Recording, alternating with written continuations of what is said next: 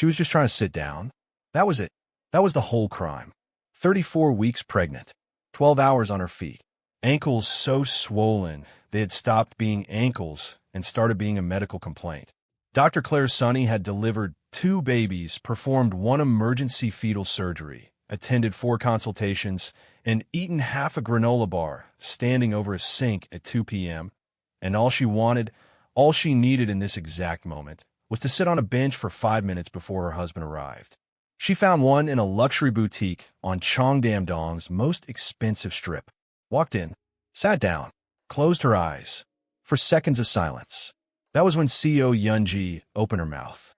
And from that single moment, from one woman's decision to approach a tired stranger on a bench and tell her she didn't belong there, a chain of events would unfold across the next 11 weeks that would end with a criminal arrest, a corporate collapse, a father's silence, and a woman sitting alone in a fluorescent-lit, holding room understanding, with total clarity, exactly when and why she had destroyed her own life. But we're getting ahead of ourselves. Let's go back to the bench. But before we go any further, if you're new here, you're watching Afro Soul Stories, where we bring you the most powerful, most dramatic, most deeply human stories from the intersection of African and Korean life. Hit that subscribe button right now and turn on notifications so you never miss a story like this one. And if this opening already has your heart beating a little faster, drop a comment below. Tell us you're here. Tell us you're watching. We read every single one. Now, back to Claire. The boutique on Cheongdam-dong was the kind of place that assessed you the moment you walked through the door. Not in any way you could point to directly. Nobody said anything. Nobody did anything obvious. It was subtler than that.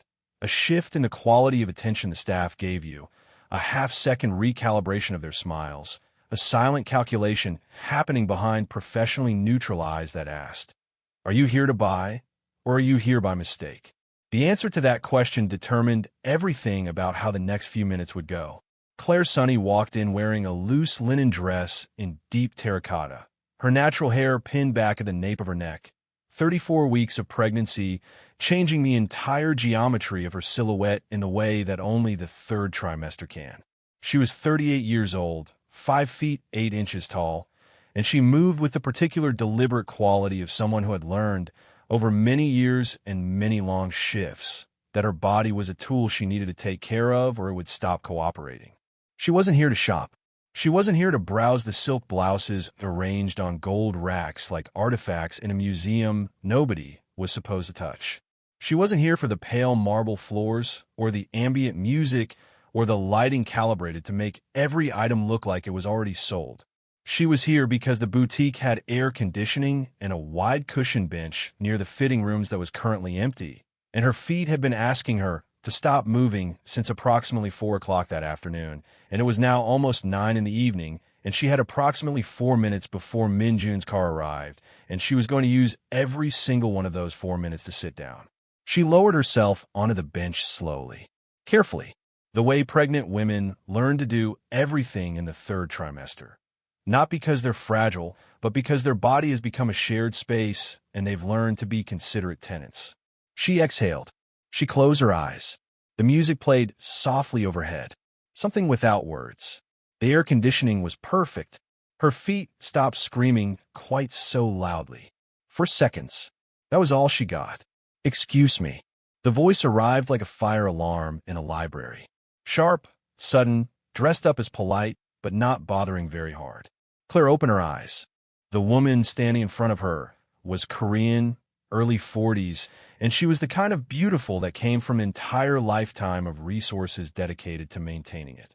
Cream silk blouse, wide-leg trousers, and a shade of ivory that suggested she had never once spilled anything on herself. Hair that looked effortless in the specific way that required enormous effort. Jewelry that was understated in the particular manner of things that are so expensive they don't need to announce themselves. She was holding 2 shopping bags, one in each hand, and she was looking at Claire the way people look at something that has appeared in a place it shouldn't be. Not with open hostility, not yet, but with the particular brand of affront that comes from someone who has decided, in the first half-second of seeing you, that you're a problem to be resolved. "That seat is taken," she said. Claire looked left, looked right. The bench was empty. She was the only person on it. There was no bag, no coat, no item of any kind marking any other claim to this particular piece of furniture. "I don't see anyone," Claire said. Her voice was calm and measured. It was the voice she used in the operating theater when something was going wrong, and calm was the only useful response. Level, unhurried, carrying the particular authority of someone who had trained herself not to be rattled by pressure. "I don't see a bag either." Something shifted behind the woman's eyes. The performance of civility, already thin, began to drop. "I put my bag there," she said, "before you sat down." "There's no bag," Claire said. Simply, factually, not unkindly, but with complete firmness. "There's nothing on this bench except me." And this quiet, unflinching refusal to be confused about what was real was apparently the wrong answer. Because the woman's expression changed entirely. The mask came off, and what was underneath it wasn't polished or restrained or calibrated. It was ugly. "How dare you sit there?" Not a question. A verdict delivered loudly enough that it carried across the marble floor and reached every corner of the boutique. "Do you even know where you are right now? Do you understand what kind of establishment this is?" The boutique went quiet. That particular quiet. The kind that spreads through a room like weather. Fast, total, impossible to ignore. Sales assistants who had been rehanging garments suddenly became very interested in the garments. A customer near the window display turned slowly, found something urgent to examine in the opposite direction. The young employee at the register looked up, registered the situation, and immediately looked back down at his screen with the focused intensity of someone who had decided that whatever was happening over there was absolutely not his business. "You walked in here," the woman continued, louder now, her voice carrying a quality that had moved from indignant to something more vicious, "like you belong in this place. Look at yourself, waddling in and taking up space like a customer." Claire's voice was still completely level. She hadn't moved, hadn't shifted her posture, hadn't raised her voice by even a single degree. She was sitting on the bench exactly as she had been sitting on it, upright, unhurried, her bag resting beside her. And she was looking at this woman with an expression that was patient and curious and faintly, devastatingly unimpressed. It was the expression she used when a junior resident stated something incorrect with great confidence in front of a room full of medical students.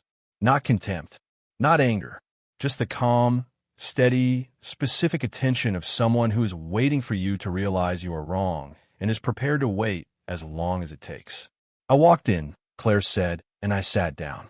That is the complete list of things I have done since I arrived here." She tilted her head very slightly. "So I'm genuinely asking, what's the problem?" The woman blinked. This was not the response she had expected. She had expected apology or embarrassment or the kind of flustered retreat that people perform when they've been made to feel they don't belong somewhere. She had not expected this complete absence of distress, this quiet, immovable composure from a woman sitting on a bench with her shoes half off and her feet swollen and her eyes carrying the particular tiredness of someone who had been awake since before dawn. "The problem," Seo Yeon-ji said, and her voice had dropped to something quieter now, something with more precision to it, the kind of voice people use when they want to make sure the words land properly, "is that you don't belong here.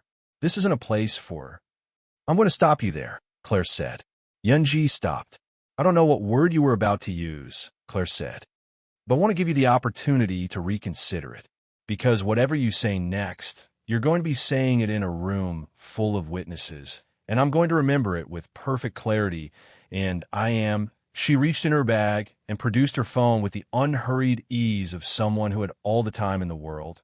"Going to sit here until my husband arrives." "So," she looked at Yeon-ji, "you can call the manager, or you can move on, or you can stand there. Those are your options." She set her phone on her knee. Then she closed her eyes again. The audacity of it. The absolute, stunning audacity. Not performed. Not theatrical.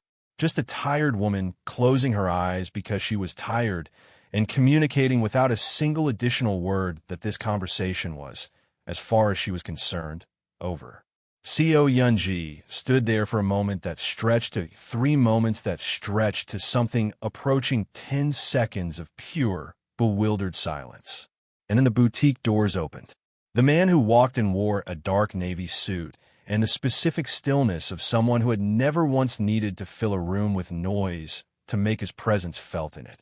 He was tall, broad-shouldered, with the kind of face that photographers would describe as striking and everyone else would just describe as arresting. He walked without hurrying, without looking around, directly toward the bench, as if he had known exactly where it was and exactly who was on it before he came through the door. Kang Min-jun had received Claire's text 20 minutes ago. She was finishing her shift, would meet him near the boutique strip. He had arrived 3 minutes early because he always arrived early for her, and because something in the brevity of that text, so many words conspicuously absent, had made him walk a little faster from the car. He saw her on the bench. He saw the woman standing in front of her. He saw the quality of the silence in the boutique, the way everyone was carefully not looking, the specific atmosphere of a room in which something has just happened that everyone is pretending they didn't witness. He walked to the bench. He crouched in front of Claire. He looked at her face first, before anything else, before the situation, before the woman still standing 3 feet away, and said very quietly, "Are you all right?" "My feet were hurting," Claire said. "I found somewhere to sit." Something moved through his expression, something that came and went quickly, but was unmistakably there. He held her hand for a moment.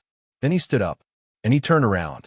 Seo Yeon-ji had been watching this with an expression that had gone through several phases: confusion, dawning recognition, a kind of cold dread, and had now arrived somewhere beyond all of those into something blank and airless and very still. Min-yoon. His name came out of her mouth like something she hadn't meant to say out loud. Ko Min-yoon Lukseya. 15 years. 15 years of knowing each other, of shared history, of every conversation and every silence and every door that had opened and every door that had closed. 15 years looked back at her from his face, and none of it was warm. Yeon-ji. He said her name quietly, not gently, just quietly. "This is my wife. She is 34 weeks pregnant. She has been in the operating theater since 6 o'clock this morning." He paused, just briefly. "And you spoke to her like that?" "I didn't know." "I know you didn't know who she was," he said. "That is exactly the problem." He turned back to Claire, offered his hand.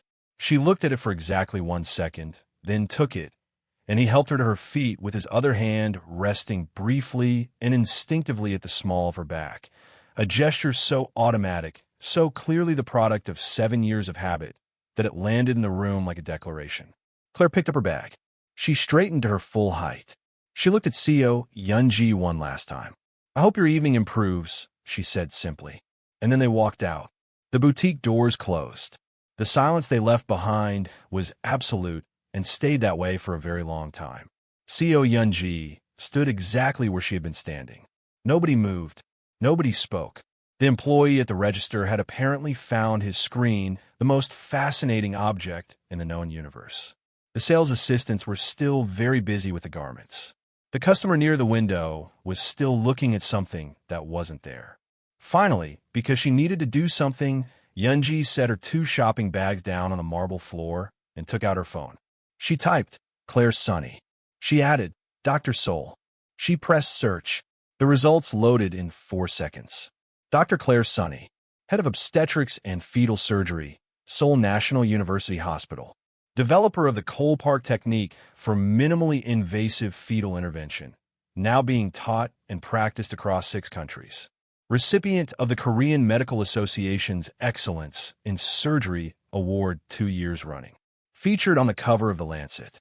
Cited in over 40 peer-reviewed publications. Invited keynote speaker at the World Maternal Health Conference. The woman most responsible for the reduction of neonatal mortality rates at SNUH over the last 4 years. Yeon-ji stared at her phone screen. She had walked up to that bench herself. Nobody had told her to. Nobody had sent her. Nobody had manufactured that moment or orchestrated it or arranged it to humiliate her. She had seen a tired black woman sitting down and decided, in the space of a heartbeat, that this was something she had the right to object to. That decision had taken less than 3 seconds. The results of it were going to take considerably longer. The shopping bags at her feet felt very heavy. Then something happened that would determine everything that came next. Something shifted beneath the embarrassment. Something older and darker and more dangerous. It moved through her slowly, the way cold moves through water. She recognized it. She had felt it before, in other forms, in other rooms, whenever the world arranged itself in a way that reminded her of everything she had told herself she didn't want anymore. Min-jun had looked at that woman with 7 years of habit and love in his hands, had touched the small of her back like breathing, had not looked at Yeon-ji once after the first moment. She put her phone away, and she started to make calls. The first stories appeared in financial media 9 days later. Unnamed sources questioning the integrity of Kang Min-jun's latest corporate acquisition. Careful language, the kind that lawyers had reviewed for plausible deniability, suggesting regulatory oversights, hinting at undisclosed conflicts of interest, implying that the Kang Group's latest expansion had been built on a foundation that wouldn't survive scrutiny.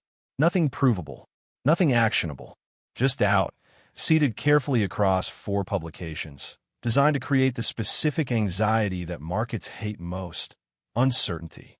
Min-jun read every word over breakfast without changing his expression once. Her father's network, he said, folding the newspaper. He still read print newspapers, which Claire found both charming and slightly baffling, and setting it beside his coffee. Claire looked at him from across the table. "How long have you known she'd do this?" "I know who she is," he said. "I've always known who she is." Min-jun. Her voice had a quality that immediately communicated this was not the answer she was looking for. "That is not what I asked you." He looked up. "How long?" Claire said. "Have you known she would come after us specifically?" "Not in general." "After us." A pause. The kind of pause that contains its own answer. "Since the boutique," he said. Claire set down her coffee cup. Not with force, just with precision. The sound it made on the table was small and very clear. "And you didn't think to mention that." "I didn't want to worry you." "I am 34 weeks pregnant," Claire said. "I'm not a person who needs information managed on her behalf. I'm a person who manages information for a living, in situations where people are actively dying on tables in front of me." She looked at him steadily. "I need you to understand the difference between protecting me and excluding me. Because right now you're doing the second thing and calling it the first." Min-jun was quiet for a moment. Then, "You're right. I know I'm right." But there was the faintest trace of something that wasn't quite a smile at the corner of her mouth when she said it. Just the faintest trace. "Tell me everything." He told her everything.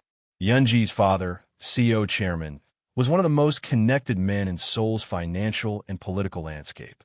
Not the most powerful. That kind of superlative was always dangerous and always wrong, but connected in the specific way that mattered most. He knew which doors to knock on, and people opened them. The business stories were the opening move, designed to rattle, to create noise, to force Min-jun's legal team to spend time and resources on defense rather than offense. "What's her next move?" Claire asked. Min-jun looked at her for a moment. "You," he said quietly. Claire picked her coffee back up, took a sip. "Consider this." "Well," she said finally, she'd better bring something good. "Because my paperwork is immaculate." The complaint arrived at Seoul National University Hospital 14 days after the boutique. A formal allegation of professional misconduct against Dr. Claire Sunny, filed through anonymous channels, but with enough specific procedural detail to require a mandatory review. The complaint alleged irregular documentation in 3 surgical cases, suggested inappropriate delegation of post-operative care, and implied a pattern of conduct that fell below the standard expected of a department head. Every single word of it was fabricated, but fabricated carefully, with the kind of detail that suggested someone had done research, had understood enough about medical documentation and hospital procedure to construct something that looked, at first glance, like it might have teeth.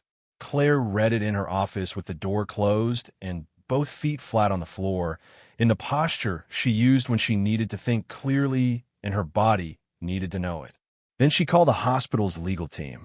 I need 48 hours, she said. I'm going to build a complete evidentiary response to every point in this document. I want to present it formally to the review committee with full documentation. Dr. Sunny, the committee will assign you representation. I appreciate that, Claire said. I'll be representing myself. Schedule the presentation. She spent the next 2 evenings at the kitchen table. While Min-jun brought her tea, she didn't drink, and food she ate in 3 bites and mostly forgot about. Surgical records, patient outcomes, anonymized and cross-referenced. Peer testimony from 5 colleagues. Each statement collected with the same care she brought to informed consent documentation. A decade of work laid out with the kind of clarity and precision that left no room for interpretation. Her response document was 41 pages. The review committee closed the complaint after 6 hours of examination. Their formal statement used the word malicious.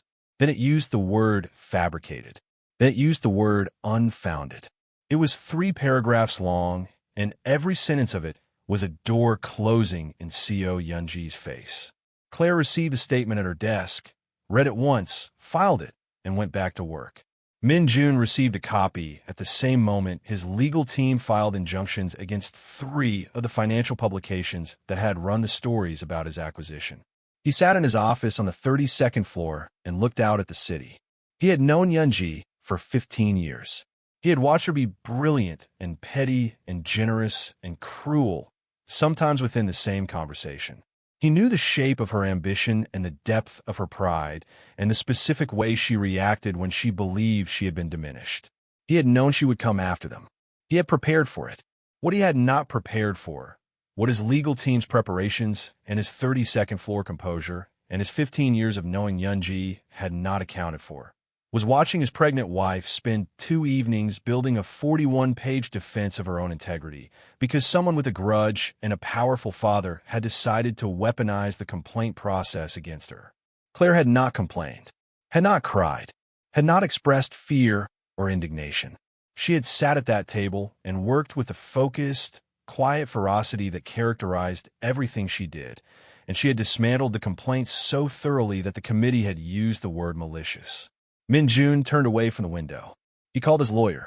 When someone loses twice this fast, he said, "What do they do next?"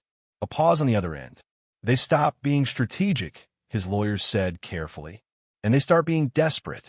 Min-jun was quiet. "Desperate people make mistakes," his lawyer continued. "The kind we can use. Make sure we're ready," Min-jun said, "for whatever comes next." He ended the call.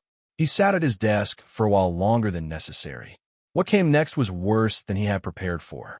Seo Yeon-ji sat in the living room of her Apgujeong apartment at 11 o'clock on a Wednesday night with a glass of wine she had stopped tasting an hour ago and a mind that would not stop running. 2 losses, back to back, fast and clean and complete. The business stories had been injuncted within 10 days. The hospital complaint had been demolished in 6 hours. Min-jun's legal team had moved so efficiently, so quietly, so precisely, that she had barely had time to register the first failure before the second was already over. He had been ready for her. That was the thing she kept returning to, circling around in the small hours with the wine going warm in her glass. He had been ready, which meant he had known, which meant the moment at the boutique had been enough. One moment of recognition, of understanding who Yeon-ji was and what she was capable of, and he had immediately begun preparing. He had looked at her in that boutique and read her perfectly, and then he had gone home to his wife. Yeon-ji set the wine glass down. She thought about Claire Sunny, sitting on that bench with her eyes closed and her shoes half off and her 34 weeks of pregnancy and her 12 hours of surgery behind her, sleeping sitting up in a luxury boutique, completely unguarded, completely at ease, without any apparent awareness that she was a person who could be threatened or diminished or reduced. She thought about the way Min-jun had looked at her. Not at Yeon-ji, at Claire. That first look straight to her face, not to the situation, not to Yeon-ji, not to whatever had clearly just happened. Just, "Are you all right?" She thought about his hand at the small of Claire's back.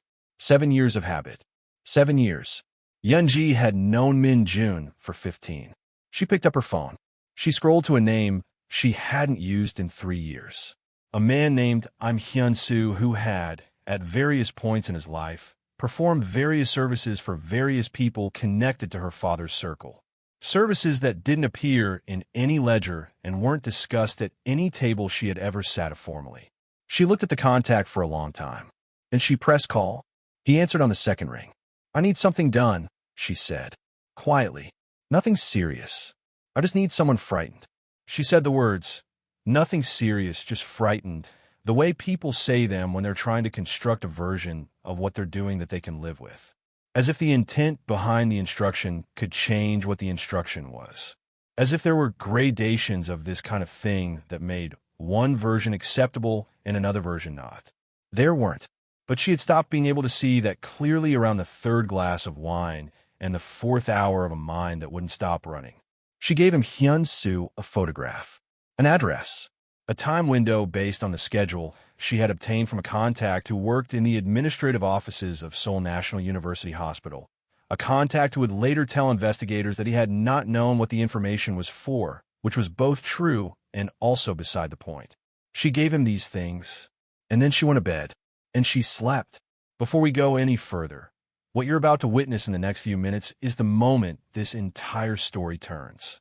The moment everything Yeon-ji set in motion comes back to her all at once. If you're not yet subscribed to Afro Soul Stories, do it right now. Right now. Because the stories we tell here don't pull punches, and they don't give you easy endings, and you do not want to miss what's coming. Subscribe, hit the bell, and drop a comment telling us, do you think Yeon-ji knew, somewhere deep down, that she had already gone too far? We want to know what you think. Claire left the hospital at 8:47 on a Tuesday evening. She had been there since 5:50 a.m. She had performed 1 surgical procedure, overseen 2 deliveries, attended 3 consultations, reviewed 7 sets of case notes, signed off on 2 junior residents' reports, and eaten a bowl of rice at her desk at lunchtime while reading a paper on amniotic band syndrome that she had been meaning to get to for 2 weeks. She was 35 weeks pregnant. She was tired in the specific, deep structural way that went beyond the body and settled into something more fundamental. The tiredness that came from doing something that mattered day after day after day at the absolute limit of what a human being could do. She had asked her driver to park at the far end of the hospital car park tonight. She did this sometimes. Needed those 4 minutes of transition. The movement from the hospital to everything outside it, the night air, the gradual return of herself as something other than a doctor. These 4 minutes were hers. She had been taking them for years, and she had no intention of giving them up just because she was 35 weeks pregnant and someone somewhere might wish her harm. She walked through the hospital exit and into the car park. The air was warm. The city hummed its perpetual hum somewhere beyond the hospital walls. Her footsteps were quiet on the tarmac. She saw him at the second pillar. Not because he announced himself. Not because he moved suddenly or made a sound. She saw him because she was a doctor, because she spent her professional life reading bodies and their signals, and his body was sending signals that were unmistakable to anyone who knew how to read them. The positioning, the stillness that wasn't relaxed stillness, but taut stillness.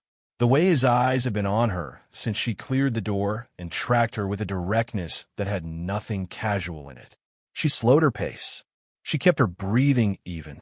She ran a rapid assessment of her options the way she ran rapid assessments of complications in theater, quickly, without panic, in order of viability.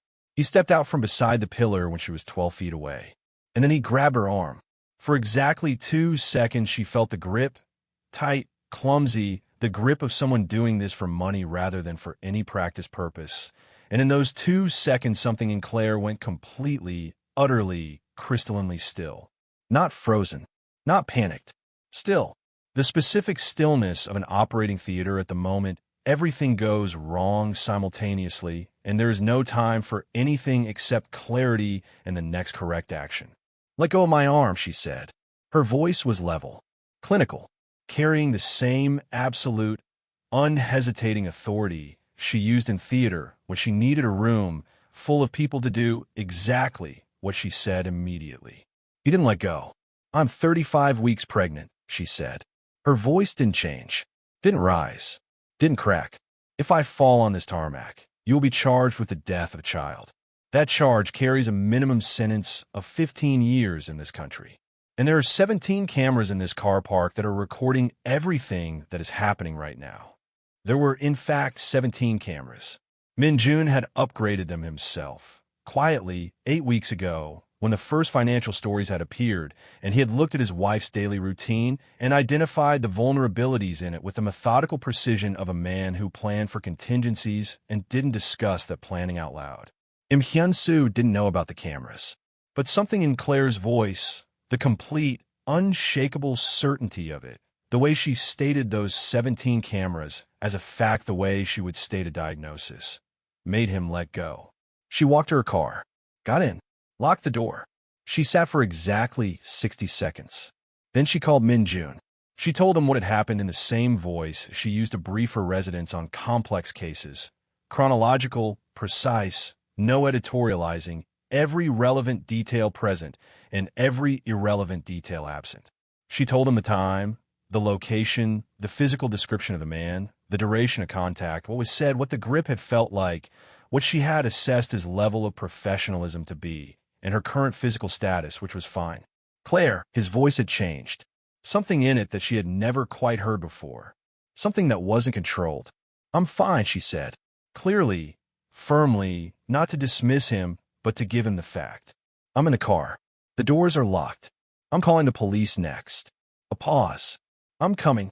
Min-jun. I'm calling the police next." She said it again, not to cut him off, but to anchor him. "You can come after I've made the call. That's the right order." A longer pause. Then, "Okay." She called the police. Her statement was filed at 9:31 p.m. It was 4 pages long and read like a medical document. Time, location, physical description of the perpetrator, precise language of the exchange, duration of physical contact, force applied, her assessment of his level of training and professionalism.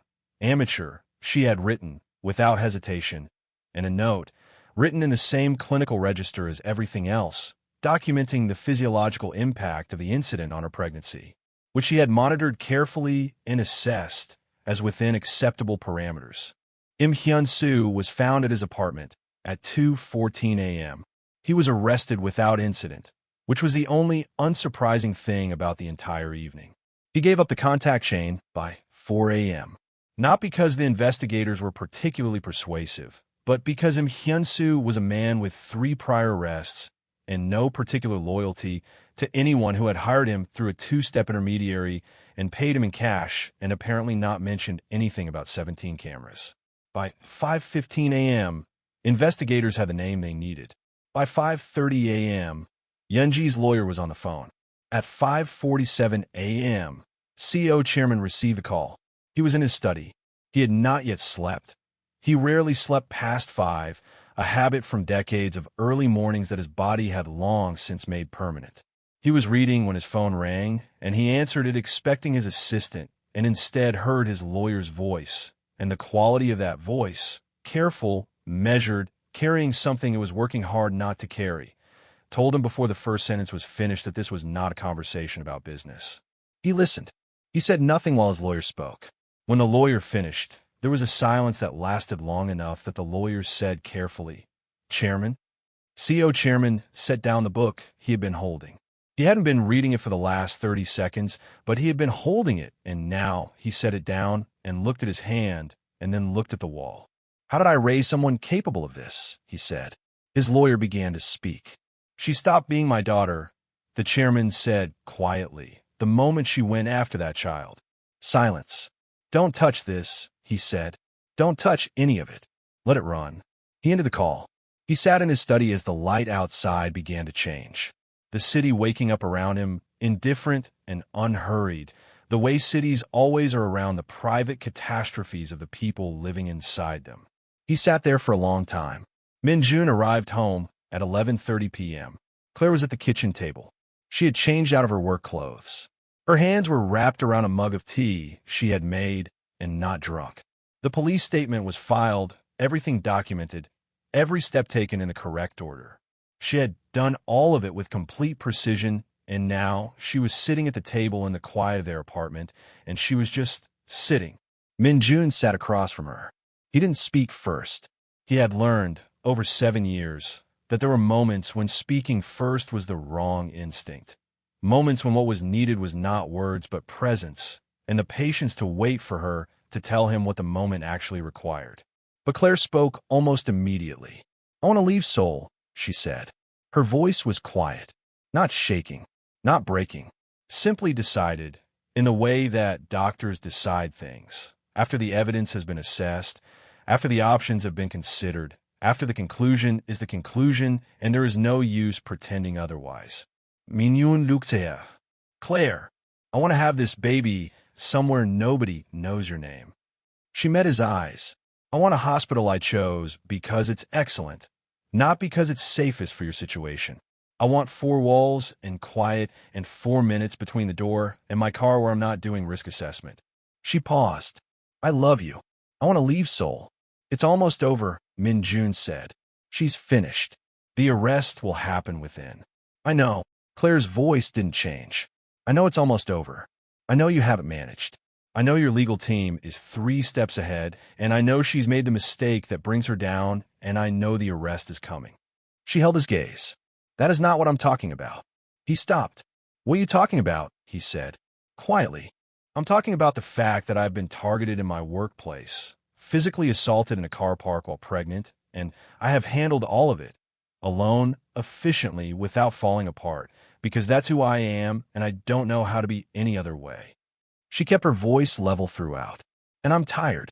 I'm tired in a way that has nothing to do with this specific situation and everything to do with the life we've built here, and what it asks of me and what it costs, and whether I want my daughter to grow up inside a life where this is the kind of thing that happens." She stopped. "That is what I'm talking about." Min-jun opened his mouth. She looked at him. He closed it. The silence between them held everything. 7 years of marriage. The apartment they had chosen together. The life they had built in this city. What it had taken and what it had given and what it had cost in ways neither of them had ever fully put into words. In this moment, right now, at 11:30 p.m. in their kitchen, where the person he loved most in the world was telling him something that he could not strategize or manage or outpace. He looked at her for a long moment. And then he stood up. He walked to the counter, picked up his phone, scrolled to a number, and he called his mother. When she answered, and she answered on the second ring, because it was nearly midnight and her son was calling, and a mother's instinct for when her child is in need does not observe business hours, he said, "There is someone who needs to talk to you." He set the phone on the table in front of Claire. Then he walked out of the kitchen. The door closed behind him quietly. Claire looked at the phone on the table. She looked at the closed door. Then she looked at the phone again. From a speaker came a voice that was warm and unhurried and carried the particular quality of a woman who had lived long enough and through enough to be no longer surprised by the weight of the things people carried. "Claria," said Kang Soon-hee, the Korean diminutive, the one she had started using about 6 months into their marriage and had never stopped. "Tell me." Claire looked at the closed kitchen door for one more second. Then she picked up the phone. "We need to stop here for just a moment. Because what you just witnessed, a man who has controlled every single thing in this story, who has been 3 steps ahead of everyone, who has never once lost his composure in public, walking out his own kitchen because he understood that he was not enough for this moment, and his wife needed something he could not give her. That is the most important scene in this entire story. Not the confrontation, not the arrest. This. If that hit you the way it hit us when we wrote it, share this video right now. Send it to someone who needs to see what love actually looks like in action. And comment below, what would you have done in Claire's position? Would you have stayed? We are reading every comment, every single one. Now, back to the story. She talked for 43 minutes. Kang Soon listened the way very few people know how to listen, without redirecting, without solving, without making the conversation about reassurance or the silver lining or what comes next. She simply received everything Claire said and held it steadily, the way you hold something fragile, not tightly enough to crush it, not loosely enough to drop it. Claire talked about the bench, about being so tired that 4 seconds of sitting down felt like a gift, about opening her eyes and finding a woman standing over her and the specific quality of what that woman's face had said before she ever opened her mouth. about the 41-page document she had built at this kitchen table while Min-jun brought her tea, about the car park and the grip on her arm and the 2 seconds of that taut, clumsy grip and the stillness that had come over her, that complete operating theater stillness, and how she had said the words, and he had let go, and she had walked to the car and locked the door and sat there for 60 seconds, and then called Min-jun, and then called the police, and how she had done all of it correctly, in order, without falling apart. And then I came home, Claire said, and I sat at this table, and I thought, this is the 3rd time in 11 weeks that I have had to be unbreakable. And I am not. She stopped, took a breath. I'm not actually unbreakable. I just don't break where anyone can see. Kong-soon, he was quiet for a moment. Then she said, when Min-jun's father and I first came to Seoul, someone threw a bottle at our car. Because we were from somewhere they didn't think we belonged. She said the way you say something old, not without weight, but without heat. I sat in that car and I was so angry I could not speak. And his father drove. He didn't say anything. He just drove. A pause. I was furious at him for 3 days for not saying anything. What did he say when you told him? He said, I didn't say anything because you didn't need words. You needed to get home safely. Sooni's voice was quiet. He was right. I was still angry at him for another 2 days. But he was right. Claire looked at the kitchen door. You're not staying for Seoul. Sooni said. You know that. I know, Claire said. You're not even staying because it's almost over. I know. You know what you're staying for. A pause. Yes. Then go tell him. Min-jun was sitting on the floor in the hallway, his back against the wall, his legs stretched out in front of him, his forearms resting on his knees. Not in any dignified posture, not performing composure or patience or any of the things he performed in boardrooms and courtrooms and the 32nd floor office where he spent most of his working life. Just sitting on the floor of his own hallway at midnight because he had walked out of his kitchen and the floor had been there and his legs had made the decision without consulting him. He looked up when the kitchen door opened. Claire stood in the doorway and looked at him. For a moment, neither of them said anything. Then something happened to Claire's face, not a smile exactly, but the immediate predecessor of one. You're sitting on the floor, she said. Yes, in your suit. Apparently. She looked at him for another moment. The predecessor of smile became an actual one, small and quiet. Get up, she said. I am staying. He got his feet. She reached up and straightened his tie, which had somehow survived the floor sitting in perfect condition, which she found mildly unreasonable. He caught her hand and held it. I'm sorry, he said, for managing instead of including. I know. She left her hand in his. Don't do it again. I won't. You might. I'll try not to. That's all I'm asking. She looked at him. We're having this baby in Seoul. And my hospital, where I trained and built my department, and where people I trust will be in that room with me. She paused. But if anything like this ever happens again, it won't. You can't promise that. He was quiet. What you can promise, she said, is that if it does, you tell me immediately and we face it together. Both of us. Not you 3 steps ahead running operations and me finding out when things are already in motion. I promise that, he said. She nodded. Good. Then, now can we please go to bed? I have been awake since before 5, and I am growing a human being, and I need to lie down. He laughed. It was short and sudden and completely genuine, and it was the first time she had heard him laugh in 11 weeks, and the sound of it was, she thought, possibly the best thing she had heard all day, which was saying something, because she had heard a baby's first cry at 7 that morning, which was usually the hardest thing to beat. Come on, he said, and kept her hand. The arrest came at 6:04 a.m. on a Friday. 2 plainclothes officers, an unmarked car, the particular, unhurried efficiency of people who had done this many times and felt no need to dramatize it. Seo Yeon-ji opened the door of her Apgujeong apartment in her robe and found them standing there with the specific patience of people who were in no hurry at all. She had not slept. She had been awake since the call from her lawyer at 5:30 a.m., had sat on the edge of her bed and then on the chair by the window, and then on the sofa, and then back on the edge of her bed, moving through her apartment like she was looking for somewhere to put the thing she was carrying and not finding it anywhere. She did not resist, did not raise her voice, did not call out for anyone. She just stood back from the door and let them in. Three things happened in the same hour. At 6:17 a.m., Min Jun's legal team filed the final motion. All three financial publications issued simultaneous formal retractions of every story relating to the Kong Group acquisition. Each retraction was accompanied by an apology. Each apology was specific, unambiguous, and had been signed off by the publication's legal representatives the previous afternoon. At 6:31 a.m., the Korean Medical Association released a public statement. Dr. Claire Sunny, head of obstetrics and fetal surgery at Seoul National University Hospital, had been subject to a malicious and entirely fabricated complaint. Her professional record was unblemished. Her standing in the medical community was unaffected. The statement gave her full title and her full institutional affiliation and was distributed to every major medical body in the country.